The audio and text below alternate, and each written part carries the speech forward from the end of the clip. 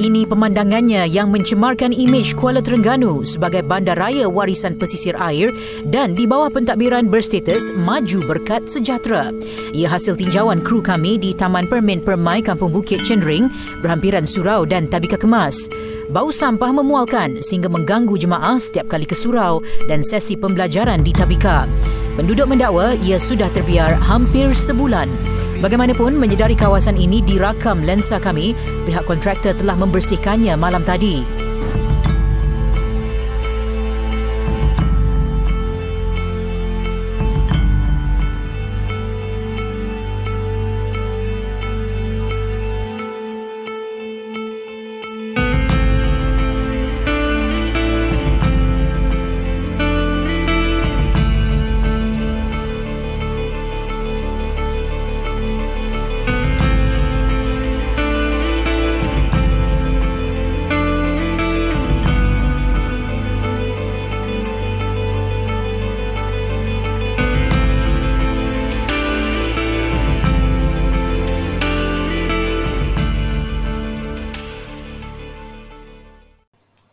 Selamat sejahtera semua, kami dah berkumpulan 2 dan hari ini kami akan membentangkan subjek kemahiran berfikir dan tajuk kami adalah isu lambakan sampah dalam kalangan masyarakat di Malaysia. Ahli kumpulan saya terdiri daripada saya iaitu Chuan Raisi, Ong Chacha, Gary Lim Yong Kang, Ong Sin Huai, Haziq Aizat bin Ibrahim dan Chua Ming Ming. Saya akan memula dengan pendahuluan iaitu latar belakang kajian. Terdapat beberapa faktor yang menyumbang kepada isu persekitaran di Malaysia, termasuk pembandaran pesat, pembangunan industri, pertumbuhan penduduk dan perubahan gaya hidup. Semua faktor-faktor ini akan mendorong kepada peningkatan jumlah sisa pekerja di sesuatu kawasan. Dan isu lapakan sampah tak terkawal di Malaysia telah mencakupi pelbagai jenis sampah, termasuk plastik, elektronik dan sisa organik. Dalam menghadapi isu ini, ketidakkonsistenan dalam sistem pengurusan sisa pekerja dan kekurangan kesedaran masyarakat terhadap amalan kita semula telah menjadikan cabaran tambahan dalam menangangi isu ini. Berita-berita yang ditunjukkan adalah tentang isu lambakan sampah. Persoalan kajian ini ialah apakah punca-punca yang menyebabkan berlaku isu lambakan sampah dalam kalangan masyarakat di Malaysia. Apakah kesan akibat berlakunya isu lambakan sampah dalam kalangan masyarakat? Apakah tindakan yang telah dilakukan dalam mengatasi berlakunya isu lambakan sampah dalam kalangan masyarakat? Dan bagaimanakah cara untuk mengatasi berlakunya isu lambakan sampah dalam kalangan masyarakat di Malaysia? Terdapat beberapa punca berlakunya isu lambakan sampah di Malaysia. Pertama, merupakan tahap kesedaran rakyat yang rendah. Manusia menganggap kita semula ini bukanlah suatu tanggungjawab yang wajib dan penggunaan beg plastik serta polisterina telah meningkat di Malaysia. Untuk menjimatkan masa, rakyat Malaysia cenderung untuk menggunakan bungkusan pakai buang. Oleh itu, pendidikan memainkan peranan penting untuk meningkatkan kesedaran mereka ini. Punca kedua merupakan pembangunan sisa pekerja. Sisa pekerja terdiri daripada penyediaan makanan serta sisa makanan daripada pelanggan. Makanan restoran yang berlebihan serta proses lain seperti mengupas, memotong, tamat tempoh serta perusakan bahan memasak susah diselesaikan dan menyebabkan sisa ini terkumpul. Terdapat juga sebahagian manusia yang diertikan influencer. Mereka ini suka pergi ke restoran mewah untuk mengambil apa sahaja dan tidak menghabiskan makanan yang dipesan. Seterusnya, peningkatan populasi manusia. Kepadatan manusia di Malaysia semakin meningkat dan situasi ini telah menyebabkan sisa meningkat pada masa yang sama. Manusia pada zaman kini suka membeli apa sahaja yang diminati dan bukan lagi mengikut keperluan. Selain itu, bahan lama yang pun rosak juga mudah digantikan dengan bahan baru. Walaupun barang lama itu masih boleh digunakan. Natijanya, barang lama terbiar dan tidak mengamalkan konsep 3R iaitu recycle, reduce dan reuse di kalangan rakyat Malaysia. Seterusnya, pembangunan industri dan pembinaan merupakan faktor yang menyumbang kepada isu lambakan sampah di negara kita. Di Malaysia, pertumbuhan pesat dalam sektor industri dan pembinaan telah memberikan sumbangan besar kepada perkembangan ekonomi, tetapi ianya juga turut menyumbang kepada masalah ini. Proses pembuangan sisa industri yang tidak terurus dan pembinaan yang tidak terkawal boleh mengakibatkan lambakan sampah di tapak pelupusan sampah.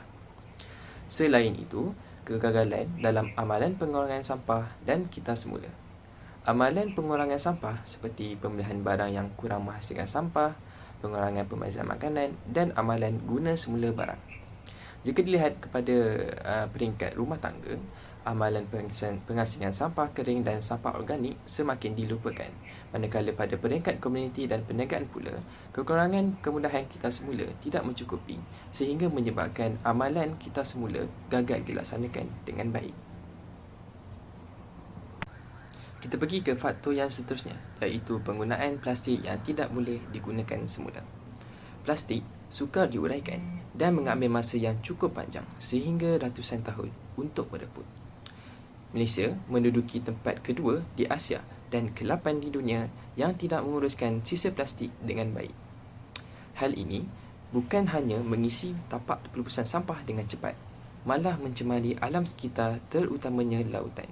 Sebagai contoh plastik adalah beg plastik, straw dan bekas makanan. Faktor yang terakhir adalah amalan pembaziran makanan.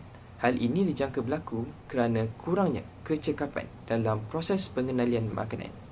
Dalam pada itu, rakyat Malaysia juga mempunyai sifat yang gemar untuk membeli makanan dan mengambil hidangan secara berlebihan.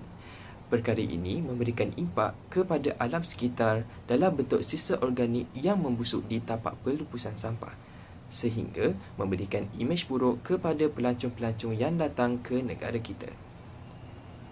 Kesan terhadap isu lambakan sampah yang pertama ialah kesihatan manusia terjejas. Hal ini dikatakan demikian kerana lambakan sampah boleh menyebabkan pencemaran alam sekitar seperti pencemaran air, tanah, udara dan bau. Lama-kelamaan, kawasan lambakan sampah ini akan menjadi tempat pembiakan jentik-jentik, nyamuk dan tikus. Dia boleh mengakibatkan penyakit berjangkit kepada masyarakat sekeliling seperti penyakit malaria, denggi, leptospirosis, kolera, tiribirit dan sebagainya.